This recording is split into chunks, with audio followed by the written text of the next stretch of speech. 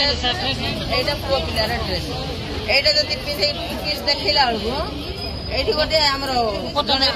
6 वर्ष शिशु नहीं हबनी एकदम नीन माने एकदम छोट छोट हबनी ए ड्रेस नै नै कि हमर जने अछंती मध्यवर्ती जने से सब नाटक करछंती नाय नाय हमर जने अछंती माने अभिभावक माने कंप्लेन करछंती ना करिबे ओरी नाहती करिबे आमे गां घर पिंधु पिंधु ए पिला जदि ड्रेसटा खसी खसी जीव तार मां बोले तू वर्कर के कायदा बोले दुनिया भाषा के आदिवासी मां माने आसी हम ऊपर चढ़ दो सेतै ड्रेस हम द परिवार के शारदा पानी के आमे आसियार असुविधार कारण होची प्रत्येक वर्ष हम अकाउंट रु टंका दाउथला आमे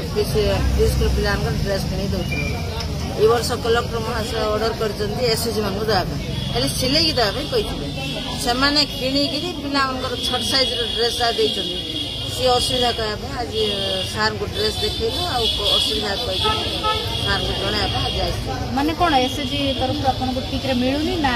ना ड्रेस ठीक रे मजे क्वालिटी ठीक नै साइज ठीक नै एक द्वितीय तो